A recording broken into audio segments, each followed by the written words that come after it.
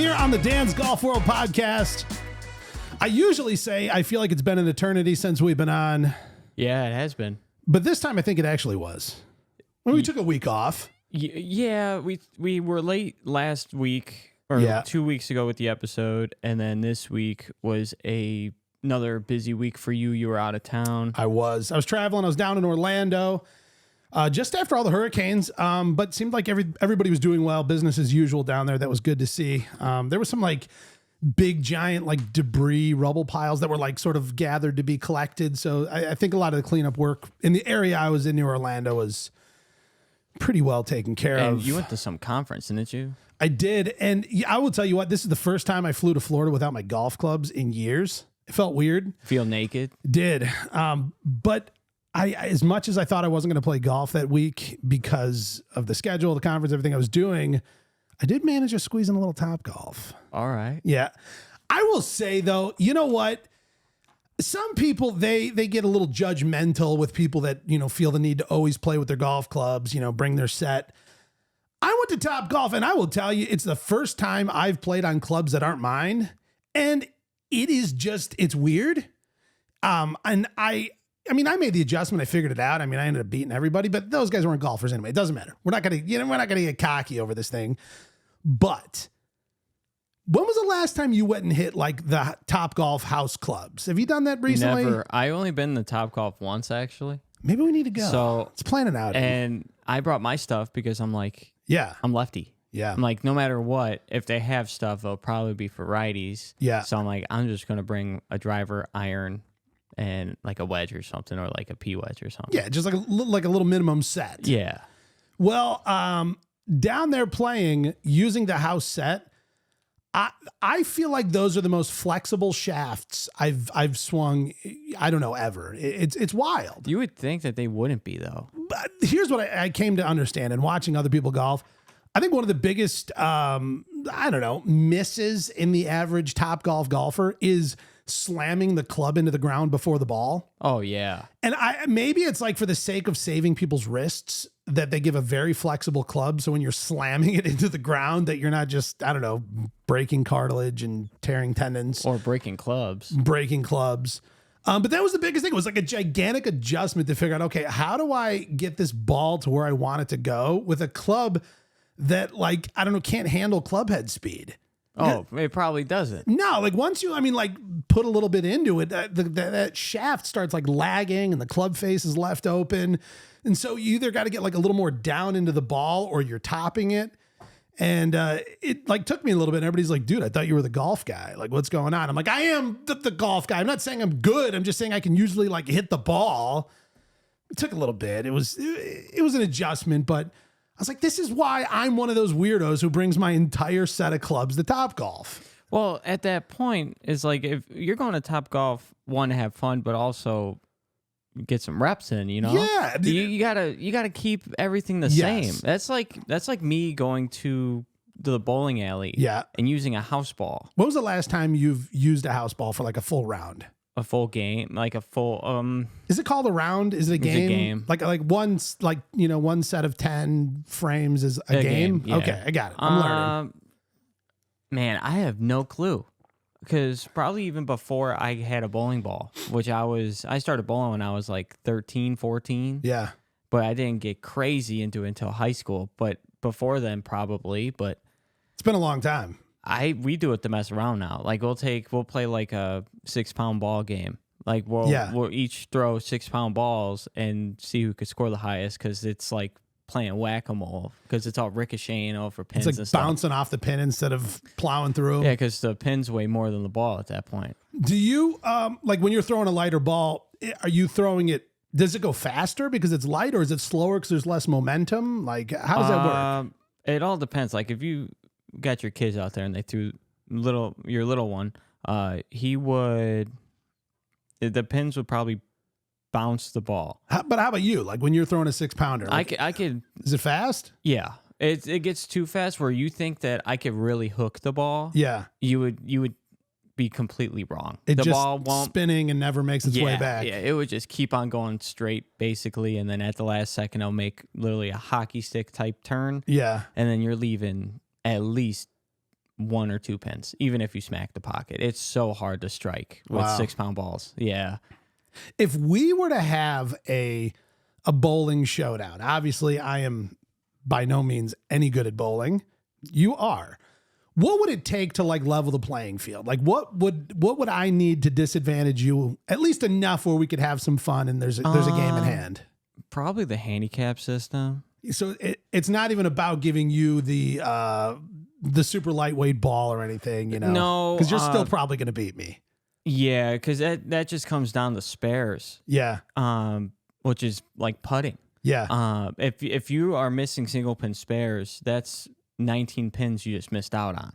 Yeah. Or 18 pins or something. So I think it'll just have to be the handicap system. Like you start out with a certain amount of pins and then you just add up from there. Probably like 50 pins or something, or 60 pins. We should have like a combine where like, you know, we go bowl and we go golf and then we do something that either maybe we're both terrible at or something else. Or like we had to try to kick a field goal. Oh my God. I don't think I've tried to kick a field goal since I was like 12. Same. I was able to do it, but it was only from like 10 or no, it would be considered 20 yards because it's 10 and then how many are out there? Yeah. Which is weird. You ever think about that? Like if you're on the 50-yard line kicking a field goal, you're hitting a 60-yard field goal. But also that sounds so far.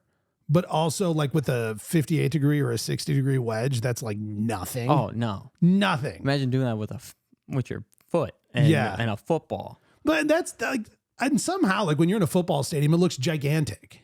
It looks huge. The field looks huge. But then you're like, okay, even including the end zones, we're talking 120.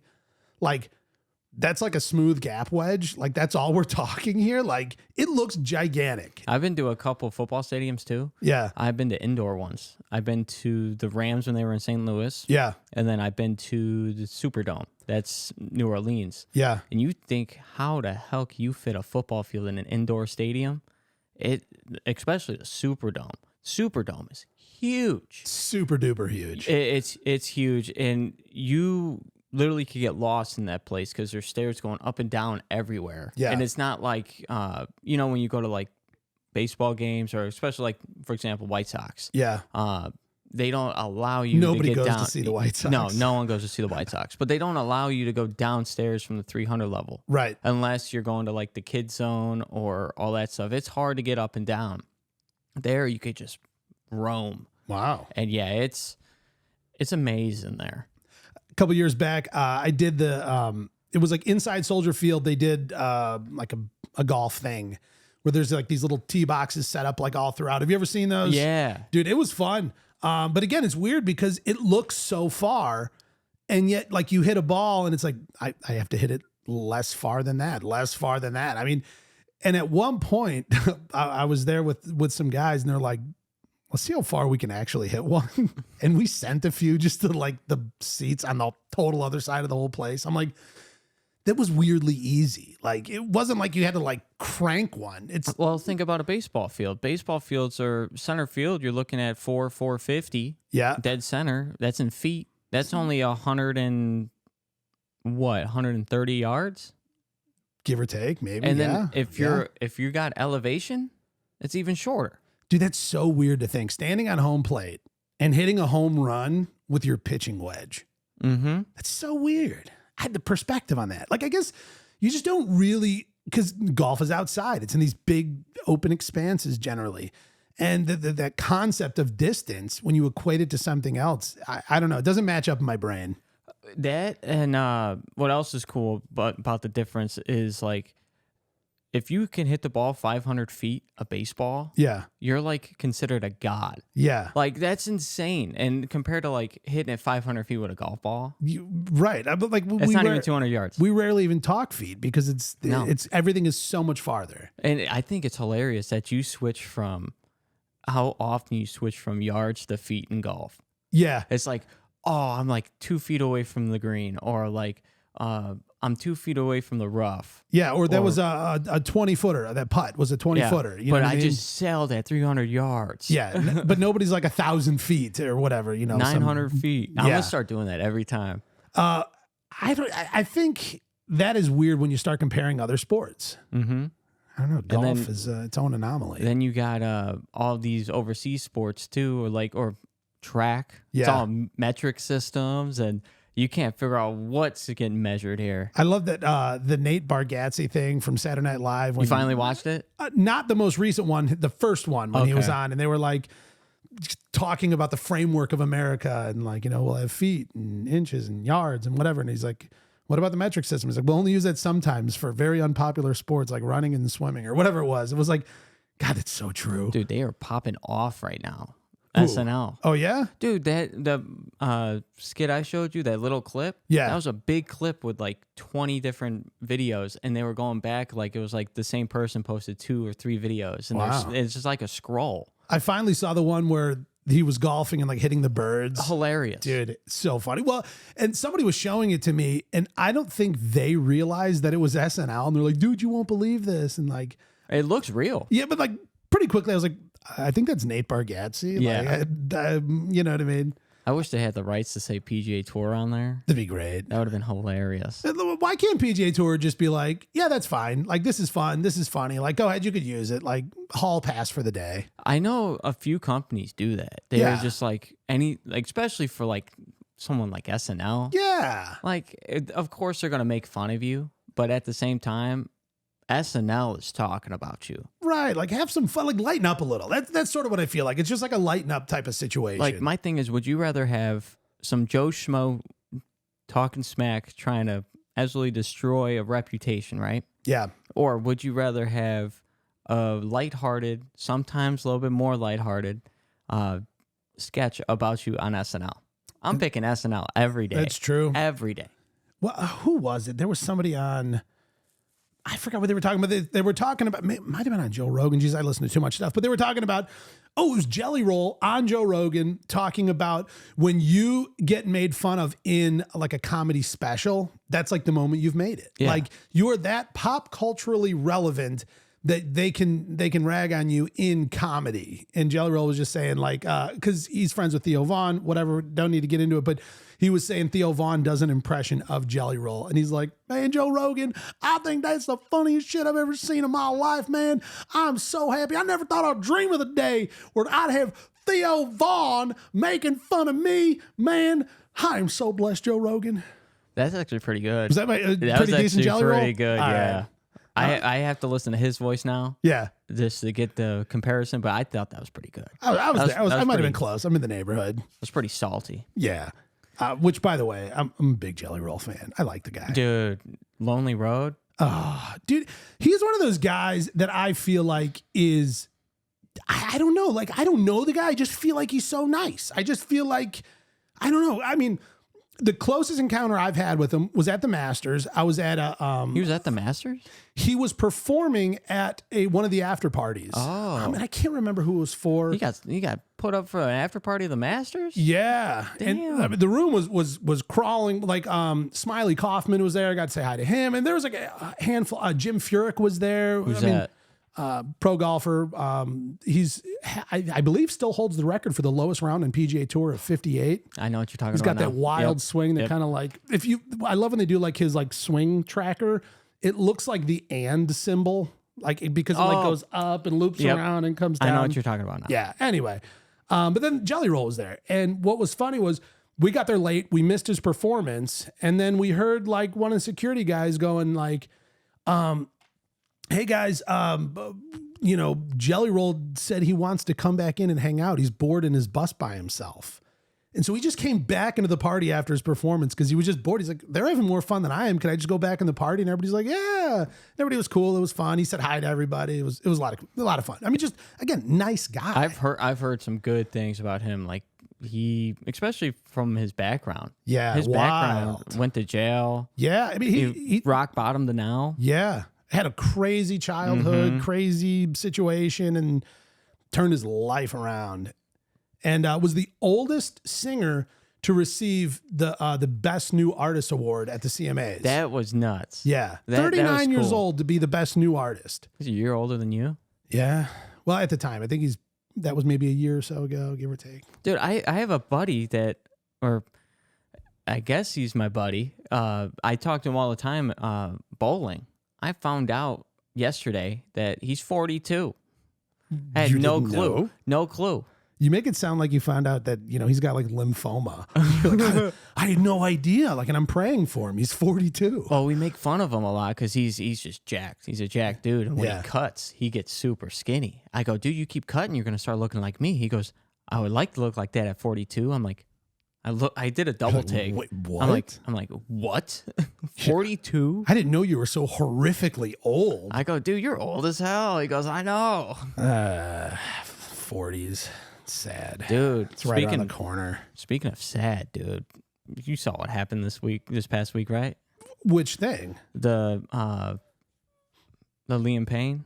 Oh, Liam Payne's death. Yeah.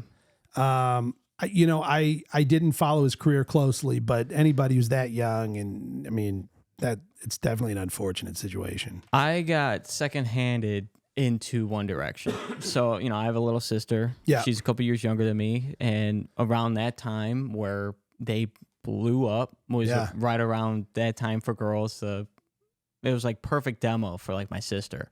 And she was like heartbroken. She goes, oh no. Man. And then they were talking about doing like a reunion tour, like getting everyone back together. And You got to get the band together, yeah, man. they were going to get the band all back together. And I don't know if that's even going to happen now. If they do, it's not going to be a true reunion tour. It's going to be a tribute tour at that point.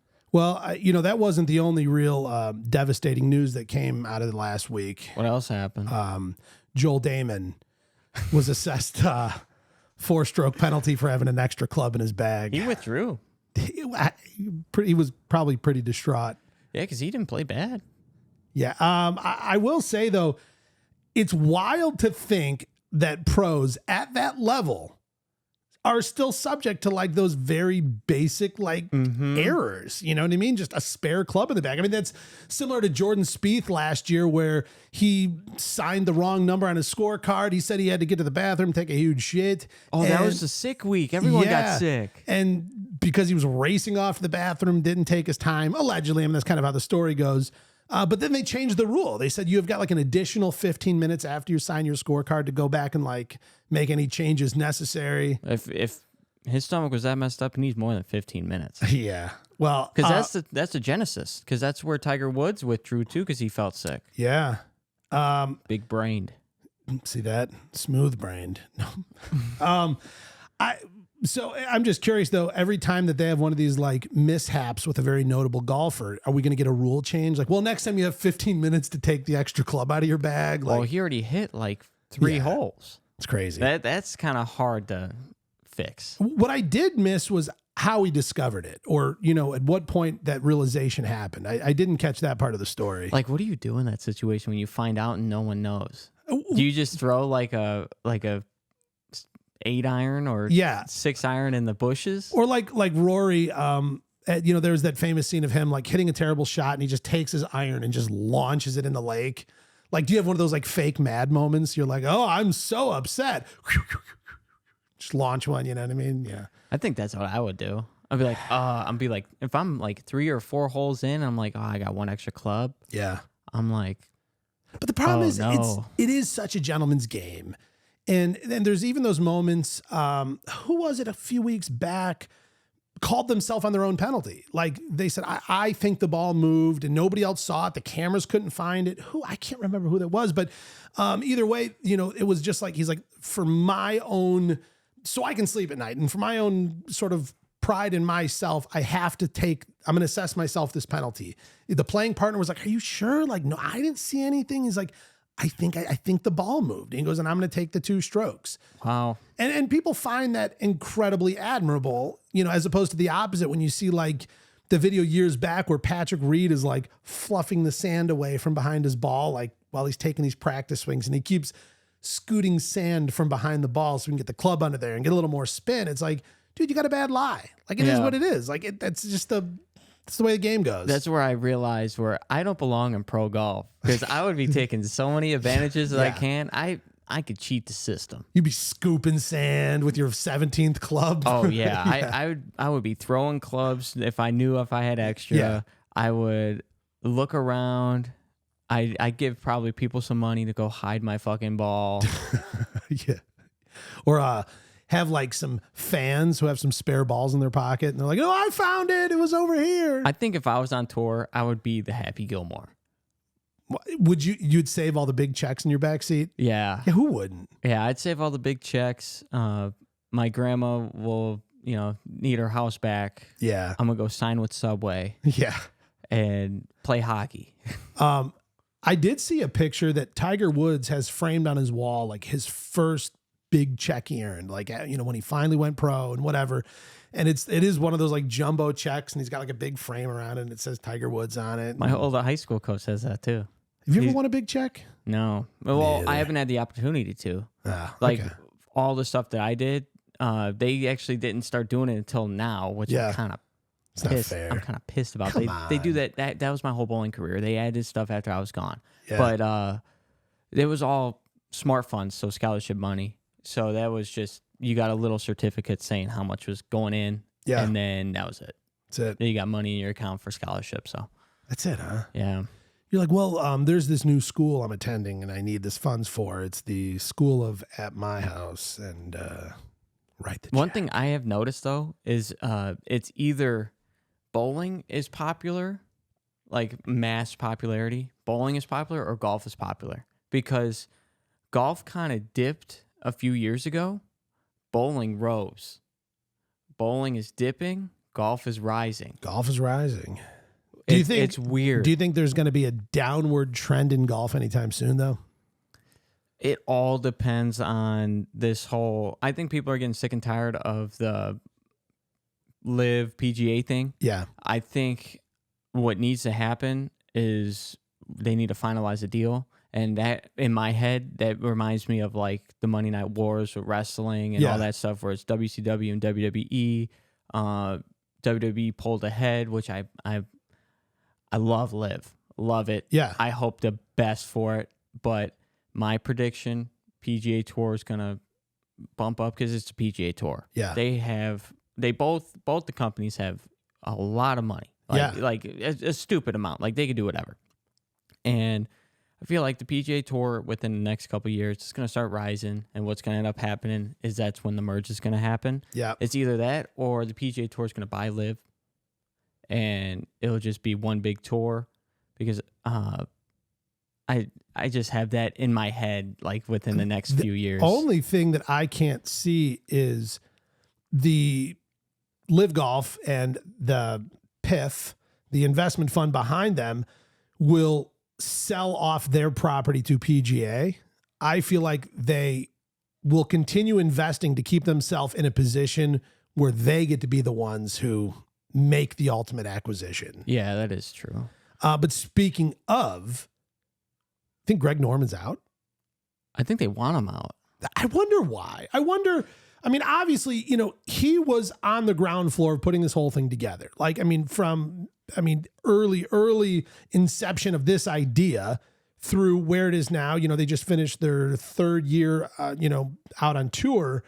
Is it like, hey, man, you were a brilliant startup guy. You made, help bring this thing up from scratch, and now we're going to kind of move in more of a traditional CEO? Mm-hmm. Or is it like, dude, you're kind of fumbling the bag here, and we got to get somebody in here to save the situation? I'm curious what the kind of the back end motivation to that talk is. It could be both. It could be a little bit of both. He is getting older. Yeah. Maybe he goes, okay, I started this thing. Yeah. Because he said that he still wants to be with the company. Right. He'll take some sort of still like executive role. And so maybe he just wants to step down. Yeah. Maybe they're not forcing him out. Maybe he's on board with the decision. Like, great. Like, I don't want to be CEOing this thing.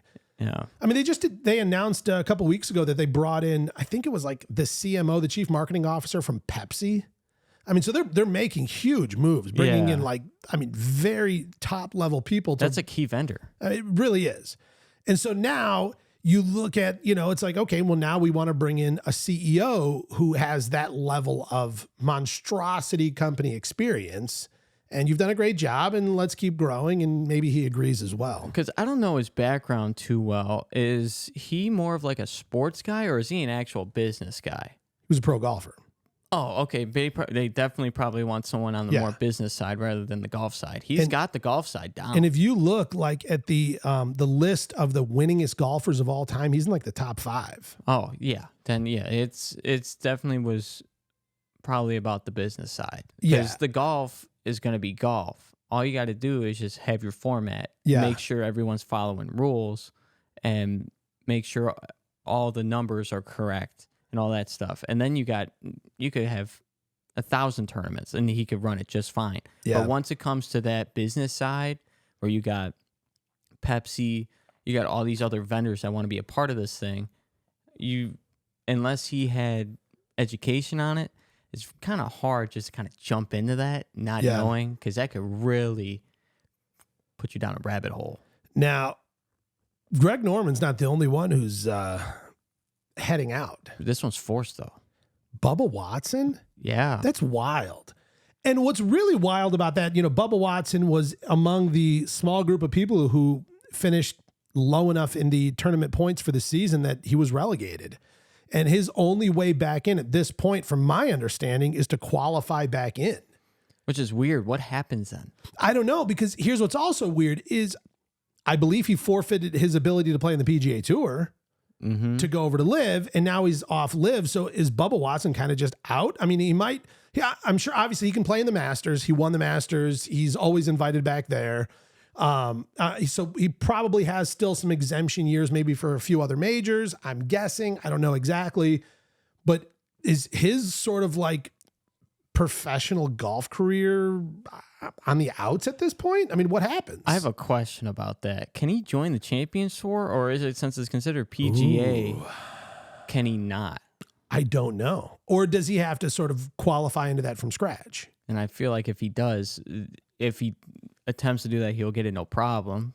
Most likely. Yeah. We're going to have to be on Bubba Watch. Yeah. Be on Bubba Watch. Bubba Watch, and that doesn't work. Sorry.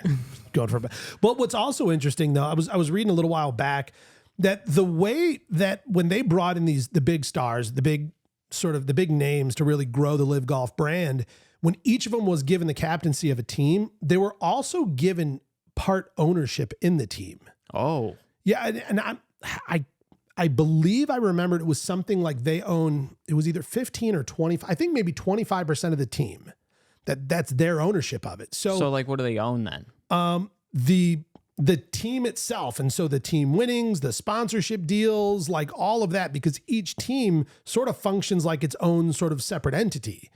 And then the team competes within LIV Golf. Okay. And that's why, you're seeing these different teams are, John Rahm and Legion 13, they've got a tequila deal going. Or you'll see Bryson DeChambeau and the Crushers, they've got a deal with Stitch. And they all have it on all their clothes. So there are these team-wide sponsorship deals. So that's a part of what the ownership is. It's your ability to sell sponsorships and all these other potential opportunities. I would assume that even though he's been relegated from the tour, he doesn't have to forfeit his ownership in the Range Goats. Who knows? Right. I don't know. I mean, we don't know what those contracts look like. None of that stuff was made public, but it's just interesting to think that there's a lot more dynamics than just, keeping enough points to play on the tour. When you're one of the big names, you're ultimately a part of the organization. Now, do you think LIV was making an example out of him? I think that they were forced to stay true to the standards they set. So that way, to keep sort of the reputation, to validate the quality of the players on the tour. So if they have somebody who's finishing at the very bottom and they're just letting them coast along, that allows all of the outsiders to be like, look, not only is it not the best players in the world, there's guys who you say should be off the tour and you're letting stay on. I mean, if they want to be looked at as a highly competitive tour with as they're saying some of the best players in the world, then I think they have to stay true to that standard. Okay. Yeah, because I didn't know if it was like a like an exemption thing, like if they were like, oh, we're gonna give him an exemption for this next season. Because you have like Anthony Kim, who came in during the season. Wild card. Never made it to a team. Never made it to a team. Yeah. Never placed in the top 10. He didn't get it, but he was exempt. Right. Because he didn't have a full year. Wow. Well, I don't know. I mean, I guess it's really tough to tell until we get into next year and really see how it actually plays out. I mean, I know back in, I think, January, we were looking at all the players who lost their tour cards. Mm-hmm. But then there were all these potentials for exemptions and opportunities. And before you know it, we're seeing some of those names still right back out there on tour. Yeah, and that kind of sucked for us. Yeah, I mean, we're running the story thinking we're all cool. And then before you know it, well, it's like, wait, he's on the tee sheet. Like, what's going on here? It's like, damn. Yeah, but whatever. I'll tell you something. A lot of those names that, like those big names that got dropped, you haven't heard from them yet. Yeah. Even with this FedEx fall. Yeah. I don't know. I mean, again, golf's in an interesting place. But I mean, no matter what, I think the beautiful thing about golf is no matter how much you like to watch it or not, you can still get out and play. Yeah, because I saw your boy Carl Yuan on the sheet for the first time last week. Carl Yuan. I could be wrong. I could have saw it earlier. Yeah. But from my recognition, that's the first time I saw it this year since he got relegated. Good old Carl. Yeah. Dude, I feel like we've pulled together a handful of things to watch, and I'm kind of excited about this. Yeah. And I'm just going to let you roll through it because on the notes here, I don't even know which one's which. Neither do I, honestly. I just put them on there. All right. Well, just let it rip because I feel like, you know, we got some good stuff here and then we got some other stuff here. I don't even know what it is. And so, I don't think any of these have music, so we should be good. All right. We should be good. We won't get the YouTube boot. Oh, this is the one you showed me. Oh, yeah. Okay, I sent so this to you. This is nerdy. This is like something that I'm into. All right. Josh, how into Power Rangers are you?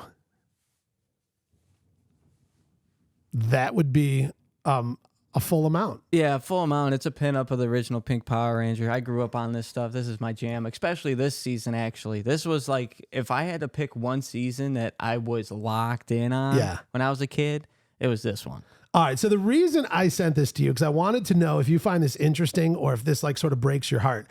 And what you're seeing here is sort of behind the scenes look at how they do the sort of like the scene switch from like in costume to out of costume. And they've got these guys who come out and like hold their hands in places so these guys can like know where to put their elbow in their hands. And then they have the one actor step out, the other actor step in, and then you see the little transition shot. What's cool about this, though, and I told you a little bit about it before. Yeah. It's cool to see them shoot in the Ranger suits in America. So this show is based off a show called Super Sentai in Japan. Never heard of that in my life. It is basically the same exact thing, different storylines, sometimes different characters, but they take that footage of them in the Ranger suits and them in like the Megazords, they call it, like they're big robots. They take that footage, put it into these shows, and then they have all new characters, all new storylines. Like, so they're mixing footage from one show and then writing a different story and then blending it in? It gets so deep. Like every season, there's a crossover episode with the team year before, and that's always a movie. So the rights that they have for the shows, they get the rights to every show, and they have the rights to all the crossover movies. Now, there's a whole bunch of stuff that they don't have the rights to. Yeah. But that's cool, and it's sad to say, I think that the Power Rangers actually got canceled this year. To be honest, I thought this was just like a Saturday morning cartoon type show, just like just a basic. It is, but for the consumer, I would say for kids, this was like the big bad show during this time. But in Super Sentai, the Japanese versions, it's dark. The villains are killing kids, kidnapping kids. Dude, that wouldn't do well on Saturday mornings. No, but for this, and actually, I think this is the last year of the Saban brand, and then they went to Disney. So they've been with Saban, which is they're independent. Yeah. Then went to Disney, then went to Nickelodeon, then went to Hasbro. Yeah. And then we don't know what's going on with the show since. So you find this interesting, not heartbreaking? No, that's cool. That is cool. All yeah. right. I find it interesting. Yeah, it is really cool. That guy, okay. Actually, I'll be honest with you. That guy in the red is in jail for murder. So he took the show a little too literal. So what's eerie, and this is so eerie, and it's Halloween time, so this is perfect. All right, so cue the eerie music. He was on a newer season. Yeah. And he was this, it was called Power Ranger Samurai. And he was a bad guy, or almost like an anti-hero, but he was known for having a katana sword. Yeah. And it's common for this show to have characters come back as different characters and stuff like that. And his whole thing was like, he's known for being the best swordsman or something like that. I don't know the exact dates, but after that show, he ends up killing someone with a katana sword. For real? Yeah. Was it an original prop from the show? I don't think so. I was going to say that value would be through the roof. It probably would be. What do we got next? Okay, this next one you showed me again. Dude, this one cracked me up. This is hilarious. We got to play it from the beginning here. Making my way downtown, walking fast. What a cute horse. Passing them homebound. Oh, And I need you.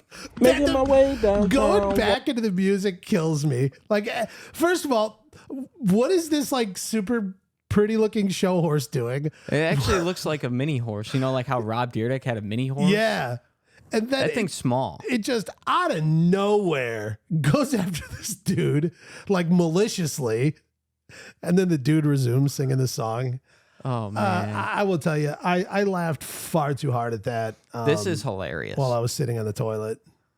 Yeah, these are one of those ones where like a good one when you're pooping. Yeah, you're just scrolling, taking a nice poop scroll. Yeah. Makes you laugh a little bit, lets the bowels open up a little bit more. It does. You know what? I think you bring up a good point. There should almost be like a comedy scrolling playlist that allows you to alleviate your bowels the most optimally. You know what I mean? Science. It's just science. Squatty potty ain't it. Comedy is it. Do you ever use Squatty Potty? Dude, I can't. What do you mean you can't? Dude, You're not allowed to? No, not that I'm not allowed to. It's like I'm not flexible.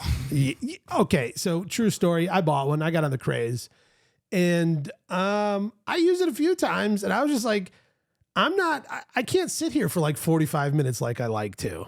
It's not a comfortable position for me to have the ultimate bathroom alone time that I need. Yeah, it's too aggressive. Oh, and my thing is too. It's like I'm like this. Hold on. Go ahead. I'm like this. Yeah. I'm already too short, right? And my toilet at home is like, you know when you have the toilet that's a little bit too tall? Yeah. And it's just like, oh, I can't get pressure on my feet. Yeah. That's when you use the squatty potty. But I'm like this, and I can't perform like that. And what I also realized, I'm like, as I'm using this thing, I'm like, I think I bought it because of the hype and the excitement. I don't think I need it. Like I think I'm fine. Like everything exits as needed. Like I feel like it's more used for females than it is guys. I think guys don't use it as much. Yeah, I think women in the bathroom is a whole different world than we're aware of. I'll tell you. Okay, question. Real quick question. All right. Is not removing the squatty potty, the stool, or whatever you use, not moving that out of the way, is that equivalent to not putting down the seat? Well, okay. So like we have one in our bathroom and it just goes under. Like, you had the one that's kind of like wrapped around. Yeah. It's like a horseshoe shape. Okay. And then, so if you want it, you just kind of bring it forward, use it. And then if you don't, you just kind of send it back. That's why I hate mine. Cause mine's just a stool. Okay. I don't think you have the official branded. No, I got the off-brand squatty potty. Yeah. Which is just called a stool. Yeah. A stool. Maybe the height's not right. Maybe not, but it's so irritating when I get yelled at and I don't do it often. I used to do it all the time as a kid. Not putting the seat down after I pee, but then I get yelled at when I complain about the squatty potty or the stool being in front of the toilet and I got to parkour my way to get a waz in. Do you have one of those like slow closing toilet seats where like it like slowly lets itself down? No. We have that in our house. And of course, the kids get used to it. because you just kind of like, you just give it a push and then it slowly lets itself down. But if we go anywhere else, like anywhere, if we're staying in a hotel or doing anything, of course they don't have that. Oh, yeah. So it's just like slams and you're like, oh my God, like Jesus. Oh man. I don't think they fully realize that every toilet isn't like our toilet at home. No. No. And then you go to like places like Japan where they got the bidets all over them. Dude, I Have will you ever tell tried one of those? I went to Japan. And when I went to Japan, the toilet had like mission control next to it. You can adjust the seat temperature. You can add fragrance to the water. Whoa. Yeah, You can like, make some minty water. Yeah, like poopery kind of a situation. Like you can add that. Then with the bidet, you can like, do I want like a cool or a warm spritzing of my unders? Dude, there's a lot going on. I mean, it was incredible. But I will say like, because that's obviously not a thing here in America. Like that's not standard. I was like trying to figure out like, what do you like? I don't like, what's the goal here? Like, do I do it like, do I wipe some, then spray, then wipe more? Do I do all my wiping and then just kind of like finalize with the spray and dry it up? I didn't know like what the protocol was when to spray the bidet and like within the process of steps. I don't know. I didn't know what was going on. Have you tried dude wipes? Yeah. I've heard dude wipes. I haven't tried them yet. I've been wanting to. I just haven't gone out to the store and bought them. But I've heard those are amazing. Well, here's the big issue is my home is on a septic field. It's not on like a public sewer system. And flushable wipes are terrible for a septic system. Yeah. And so I don't get to live in that luxury that I would like to, but for the sake of, you know, the overall health of my home's sewage system, I unfortunately you don't want no clogging. No, because there's nothing worse. There's nothing worse. It's like this toilet won't flush. It's overflowing. Now there's like poo on the ground. You know what's even worse? Doing that at some place that you don't live at. Like you're at your buddy's house. Dude, I had a friend of mine was just starting to date a girl, and he did the whole used the other bathroom that he wasn't supposed to. And ripped a deuce. And she was like, "Hey, you didn't go number 2 in that bathroom, did you?" And he's like, "No." And she's like, "Yeah, because you know it doesn't flush or whatever go down." And he looks back in there and it's all still in the toilet. And so he's so embarrassed. Like they just started dating. Like, what do we do? And he said, so like later on that night, he went in there with like a grocery bag and like had to like remove everything. And I was just talking about like total embarrassment and just to me it was like, I don't know, just like a scene out of a movie. You know what I mean? Like that's disgusting. So not ideal. That is so gross. No. Ugh. I've had some close calls, man, where like, you know, when you're driving in traffic, you try to let one out. Yeah. And then you're like, oh shit. There was a podcast they were talking about how there should be a light or a siren or something you can put on the hood of your car. You can only use it a few times a year. But this allows you like full emergency status because I have to poop so bad. I'm about to shit my pants in the car. So I can throw my poop light up. I only get 4 of them a year or something. And this lets you go on the shoulder, go around traffic, and everybody yells. They're like, no, he's got to go. Like you can tell. It's the poop emoji right on your car. Yes, but like going off like kind of like a police light kind of a situation. It's brown. Yeah, of course. And it's got the eyes and the smile. Imagine it like starts shooting out like little like almost it looks like flies. Yo, dude. I feel like there'd be nothing funnier though than like seeing somebody using their poop emergency light on their car and like trying to see the look on their face, you know, like, oh dude, oh yeah. It is so funny. We got another one over here. All right, let it rip. Let me get to this thing. All right. Switched it back. Open up this one. Oh, this is the one you showed. Oh, dude. Show me this one. What is your personal philosophy of rehabilitation? So my personal philosophy of rehabilitation. What is that sound?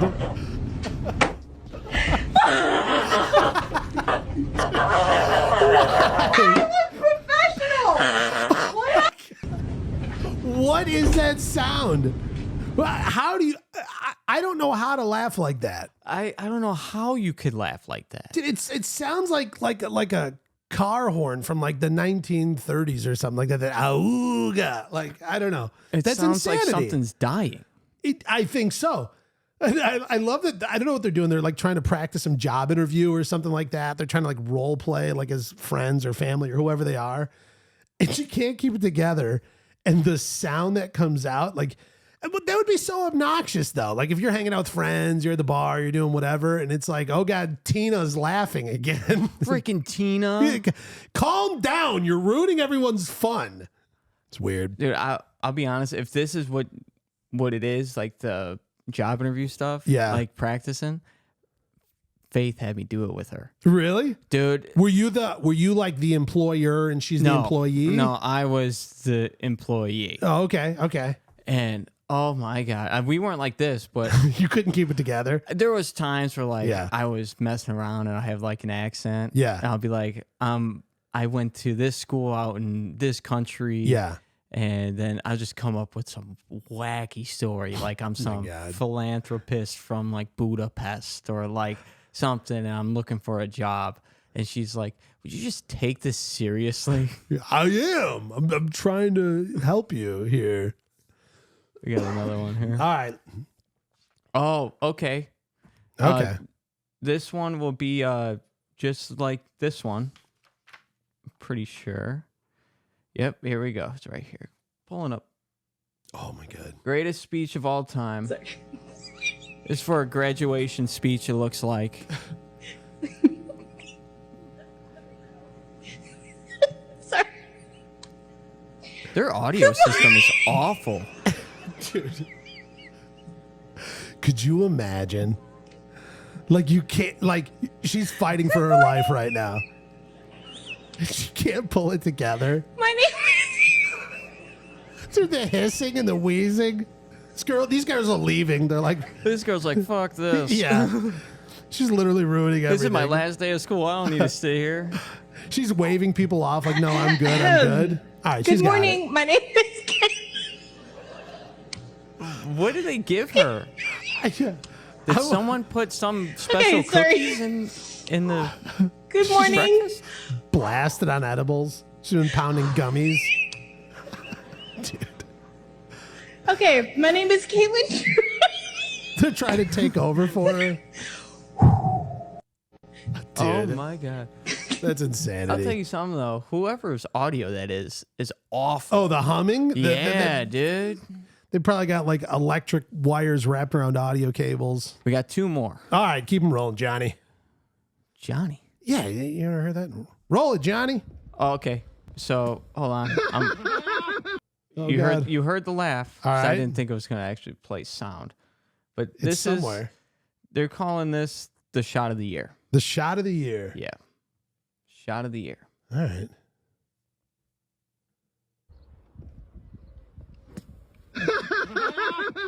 Wait.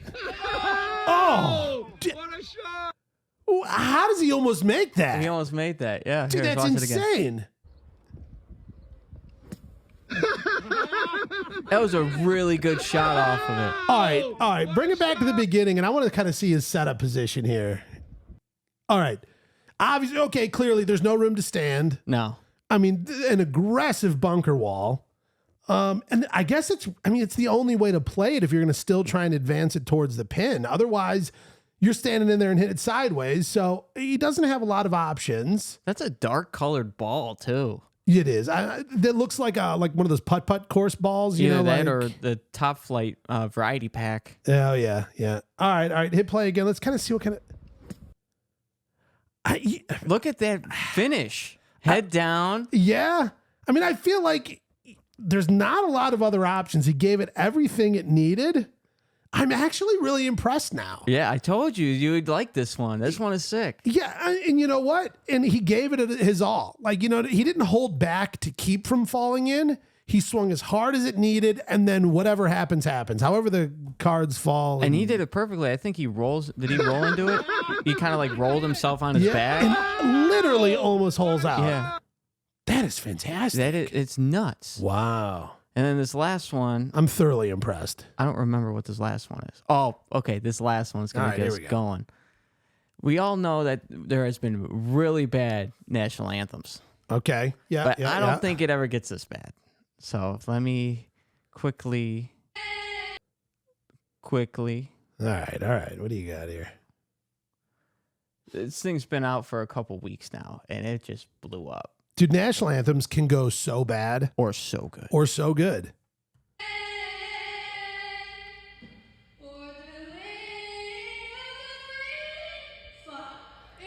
Jesus. You can't do that. The fact of how fast she ended it. and And the home of the ring. Yeah, dude.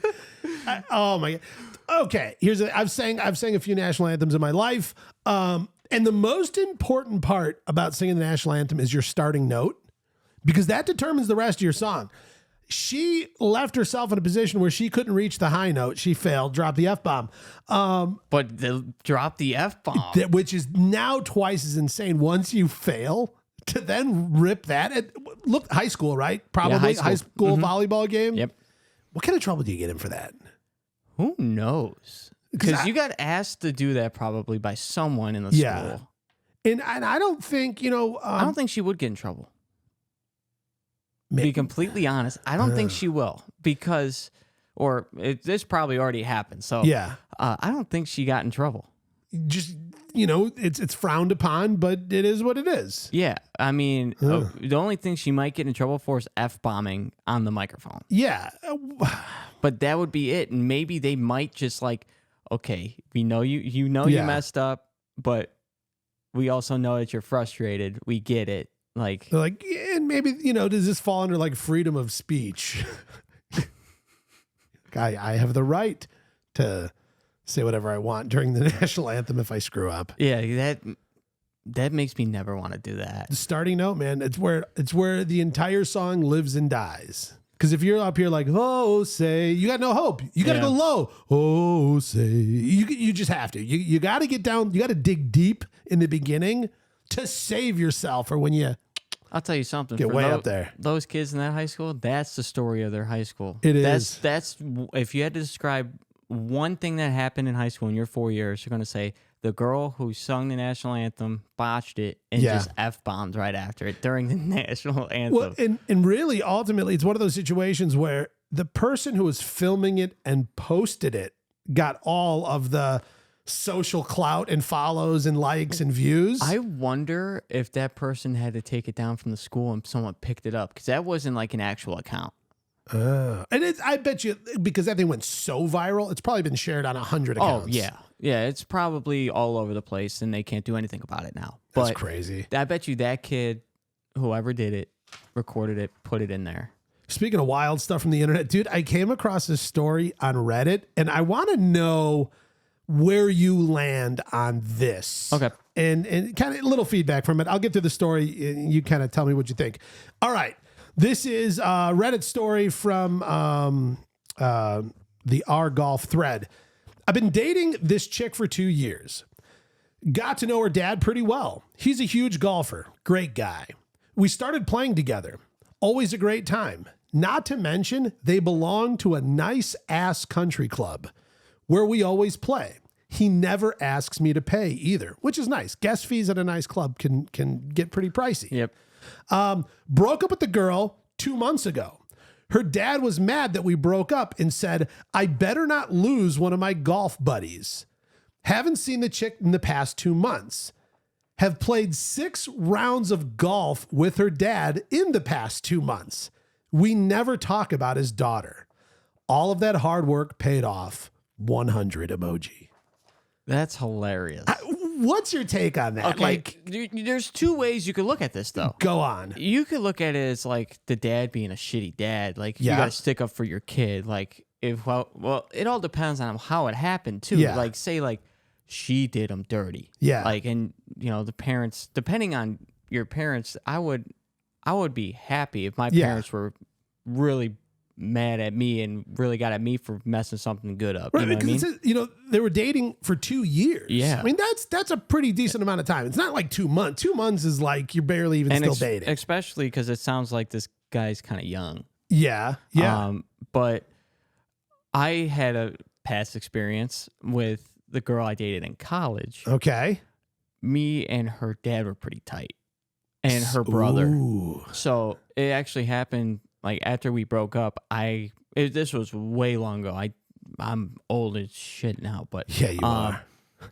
I actually had Shut up. You're almost 40. I've stayed at their house after me and my ex broke up. Was she there? No, it was me and her brother. So I was basically like So watching. were you dating him? No. Okay. So I was basically like babysitting him. Okay. But it was weird because I didn't think he needed to be babysat. Yeah. Because he was in high school. All right. But that happened. And then my old job, when I worked at the scaffold yard, her dad works there. Not in the yard, not in the department I'm in, but he works there. He got me that job literally like right out of college. So do you feel overall, depending on some certain variables, but overall, this is okay? Like, it's fine. Like, I feel like they're it's buddies, okay. they golf. It is what it is. Like, we're not talking about her, which is me and you hanging out. We become friends. I mean, because you think about it, like, when somebody in your family is dating somebody, especially for 2 years, you accept them into your family. You open up your heart to them and in your home and all that stuff. And it's like, well, things aren't working out for whatever reason. You know, they decide they're not going to be dating anymore. But it's like, well, unless something bad happened, like, I don't hate him all of a sudden or her or whatever. It is an awkward situation, and also golf is the great unifier. Oh, I mean, yeah. it brings everyone together. They need to bring her out. Or not. You know what? It's the golf buddies, and let's not ruin it. I'll tell you something. I found out that a family member of mine that I wish I was closer to, but I'm not. Like, even growing up, I wasn't. I found out that he got divorced a year ago. You didn't know? I didn't even know. This whole time? This whole time. Really? Friends with both of them on Facebook. All right. And literally did not see nothing. How do you feel about this? This was some friends of mine growing up. Girl dated. There were two brothers. That was it. There was no other siblings, just two brothers. They're a few years apart. Girl dated the one brother. It was nothing special. No major fireworks, whatever. Who cares? They break up. She was still like friends of the family, would hang around, like whatever. Just they were all still family friends. A little while later, she just starts dating the other brother, and they really got along, and like they went on and dated for quite some time. Is that weird? Only I don't think it's weird. It all depends. It seems weird, kind of. Though. It's really weird if they were twins. They weren't. They were a few years apart. Then it's different. But I feel it's just like it is weird though. It like last year I used to go up the hall into that bedroom, but now this year I go up the hall and go into that bedroom. That is a little weird. It's a little weird. I'll tell you something though. My dad, his best man in his wedding, his best friend, married my dad's ex. Okay. So I don't know how long it's been since him. And they stayed friends through it? That was all fine? Oh, yeah. It wasn't like friendship ending? This is, I think, way before, or even like at the beginning of him and my mom dating. Yeah. Like before they got married and had me and my sister, he went up to him. And my dad was like, hey, I'm really digging this girl. Do you care? He goes, hell no, I don't care. Fucking go at it. Yeah. Whoops, that was a big F-bomb. Well, I think it's really, I mean, ultimately, if you think about it and step back kind of the 10,000 foot view, it's a very evolved approach because it's like, you know what?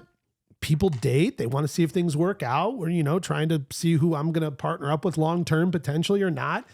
And it's like, yeah, we tried. It didn't work. And then you two try. It's like, does it have to be like the water's poisoned? You know what I mean? Like now all of a sudden you're on the wrong team and you're going against me. And that means you picked that side. And you know, like, I don't know, like maybe who cares? I feel like that's more my generation than your generation. Yeah. My generation is like you pick two sides, you're going to war. Yeah. It sucks. Yeah. It absolutely sucks. I hate it. Does it have to though? It seems like it always does. It seems like even if someone says it's going good, someone will do one little thing and it will blow up everything. And we're like, damn, we really do got to pick. Maybe it's like, you know, break up like an adult. Like you don't have to say mean things. Like treat them with respect. Talk about how wonderful of a person they were. Talk about how nice they were in these scenarios. Great example. I had a girl, Kylie, on. Oh, he name dropped. Uh-oh. Oh, she was on my podcast. Oh, okay. Yeah, Okay. she was on my podcast. I thought we were just outing some people, but go on. No, she was on my podcast, and she just recently got broken up with her boyfriend. Okay. So I wanted to talk to her a little bit about it.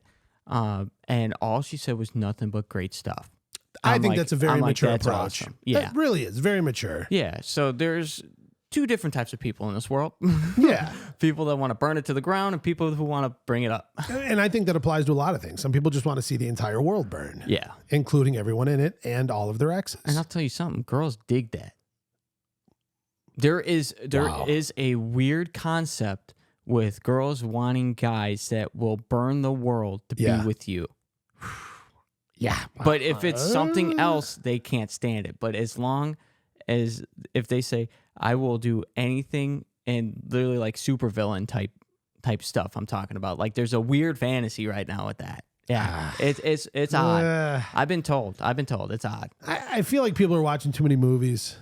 You know what I mean? Like we start living in like movie land where like everything is like crazy and over the top and from a script. I think I might have a slight problem. So once... Okay, go on. Elaborate with what? I enjoy a couple, cookies every now and then. Okay. And I watch these shows, right? Yeah. There's times where I feel like I am that character. Oh, no. Yeah, so like... so you like detach from your own self and almost encapsulate... It's almost like imposter syndrome at this point. Because like, for example, watching Outer Banks. Okay. I feel like I need to go dig for gold and go run from the cops and all that stuff. I know I'm not going to do it. Right but here like, in the heart of Illinois. Yeah, I know I'm not going to do it, but like at the same time, like why in my head am I thinking like, oh, or like if I watch a superhero like show or movie, or like if I'm on a kick where I'm binge watching a whole bunch of stuff, and I start feeling like it happened when I was watching The Flash, the TV show The Flash from the CW. I'm like, can't move. Why can't I move? My speed's turned off right now. Why is my speed off? Like it's bad, man. Get another cookie and see if that speeds me up. I feel like it's so funny, but it's so bad at the same time. Crazy. That doesn't happen to you? I don't think so. Like, no. I mean, I've like watch like Yellowstone and like have this feeling of like, man, I'd love to live way out there, like in like the middle of nowhere in this big land, and like, man, like being a real cowboy, like, man, like, there's parts of that like that I think would be so fun to like experience and try. But at no point do I think I'm Rip and I'm throwing somebody in the truck and taking them to the train station. You know what I mean? Like I haven't had that experience. Like there's times where like I catch myself, and it's weird because it only happens when I'm alone. Yeah. I catch myself acting like the person in the show. When you're alone? Yeah. Because I'm kind of scared to do it around people. Could you imagine me just like out of nowhere, just like, oh yeah, I'll go get that. Like, damn. Hun, what are you doing? You're like, I'm Flash. I'm Batman. Dude. That's you know what? Life's an adventure. Might as well pretend you're a superhero while you're an adult. I still think it's possible. That's a whole nother conversation for a whole different podcast, though. I think that's possible that soon in the future that we'll have superheroes. Do you think that it will be something created in a laboratory? I feel like it's going to start that way. Almost like the MCU, where it started with Iron Man. Wait, what does that mean again? Marvel Cinematic Universe. Thank you. You got to remember that term. I need notes. Yeah, you do. So Iron Man built his own suit, right? Yeah. I feel like, do you know who I think might end up doing something?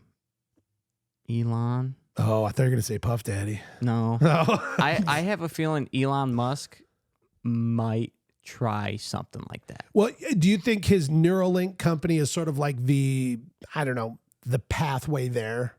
Well, I mean, do you know anything about Neuralink? Is that the robots? No, Neuralink is the thing where they're putting the neural net web into the brain. Oh. And sort of creating the hybrid of computer and human. And there's currently patients that have it. One of the guys, he was on the Joe Rogan podcast. He's completely paralyzed. I don't remember, some accident, something happened, and completely paralyzed.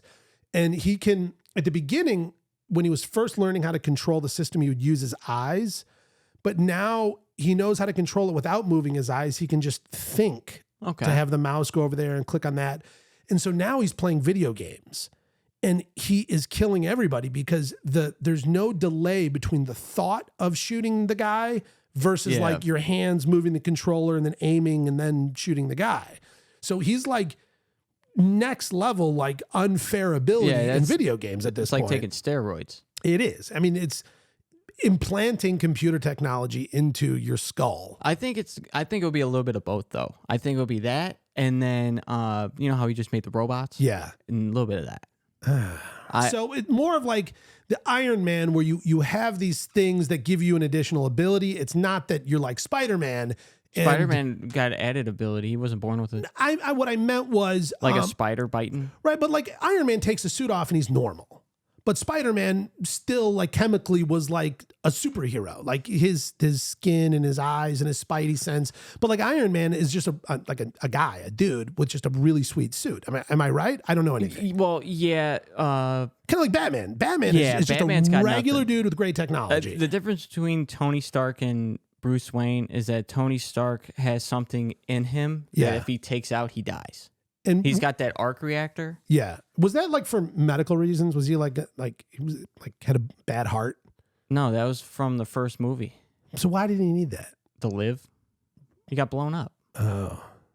So that was like a pacemaker of sorts. Yeah, exactly. Yeah, exactly. A pacemaker. So do you think the wave of potential superhero human integration is just going to be from like mechanical devices that you can wear and use, or do you think it's going to be might start that way? Take a syringe of something and you can climb on walls. I was thinking starting out with the robots, and then people are going to be like, oh, okay, maybe we could do a superhero serum like Captain America. Oh. Because Captain America was a scrawny dude and he got jacked. And then from there, I feel like science will be developed more, and that's where you see like a Spider-Man, someone gets bit by something, or like an ancient thing that I feel like it's got a lot to do with like spirituality too, and all that we're stuff. Getting deep. I have a feeling it's going to have to do a lot of stuff like that, because even though a lot of stuff has been discovered, there's a lot of stuff that hasn't. Also, what about the things that are happening in the dark secret laboratories? Exactly. We obviously know we got like Area 51 for like alien spacecraft. Well, there's got to be obviously similar Area 51s for other human experimental stuff. What's in there? I don't know, but they're So I went to the movies and saw Sam and Colby, huge YouTubers. I don't know if you know them. They're known for doing hauntings and all that stuff. They did it twice now. They sell out Cinemarks, and they release a video in a movie style. And we bought tickets. We went to go see it, and they went to this place where there's ghosts, spirits. They call them skin crawlers. They're like zombies almost. Yeah. And then aliens. And they said that there's an underground, and they didn't go down there, but it was confirmed that there's an underground laboratory for the extraterrestrial.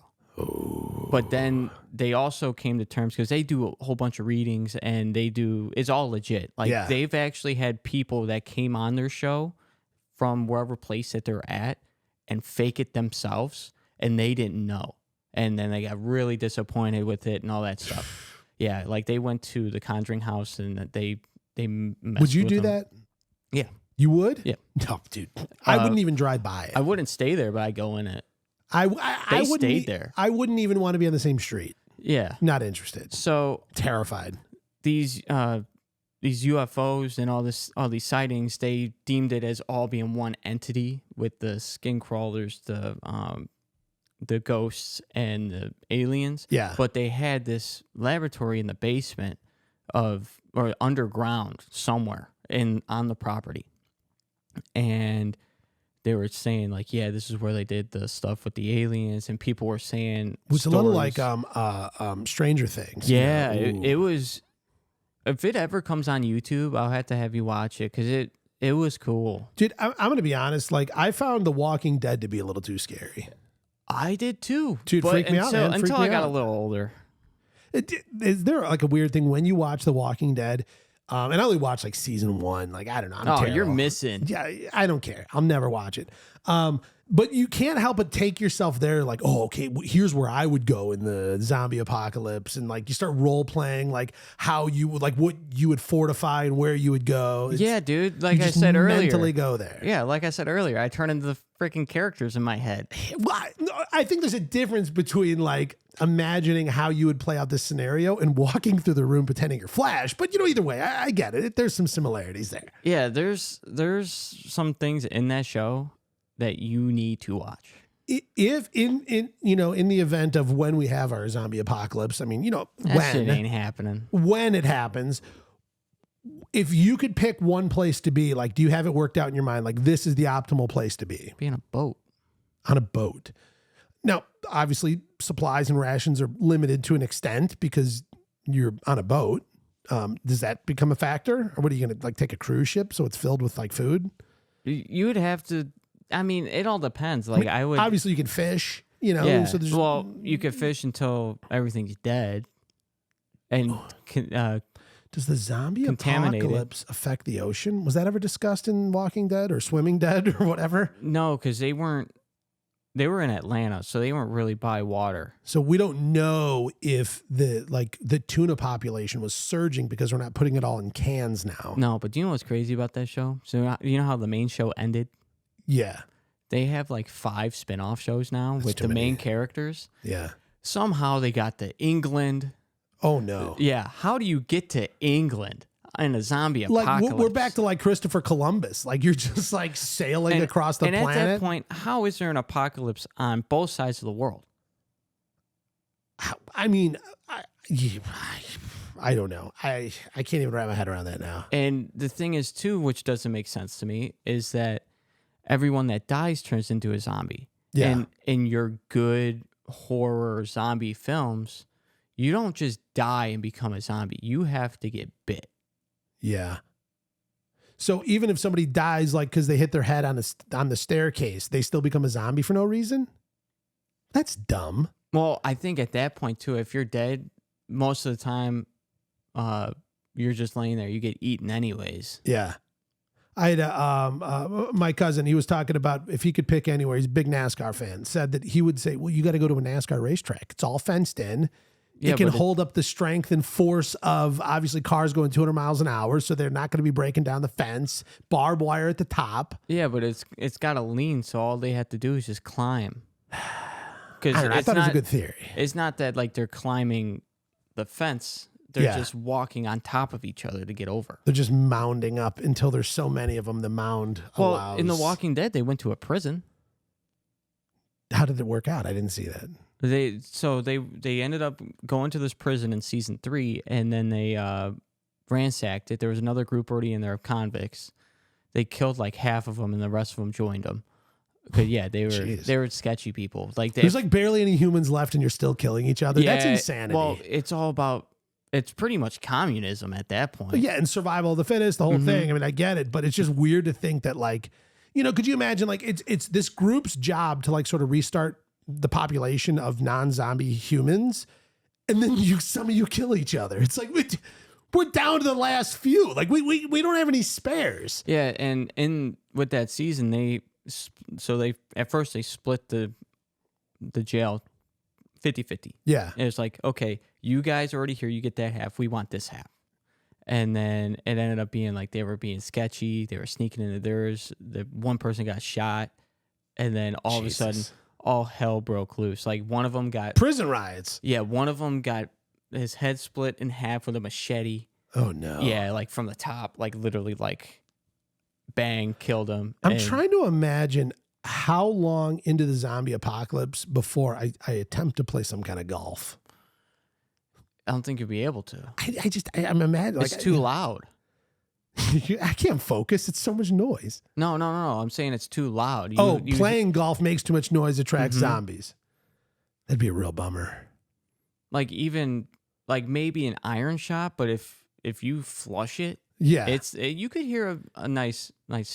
Yeah, if you're pounding driver, you know what I mean. It's got that kind of a schmink sound. You know what I mean. Wow. That's intense. All right, Josh, I feel like we went deep enough into the weeds. Do you have anything else? Do we leave anything else out? No. Besides, fall. Fall, golf. Let's go try and get some last rounds in before the year ends and there's snow on the ground and we're crying like babies. But there will be indoor golf.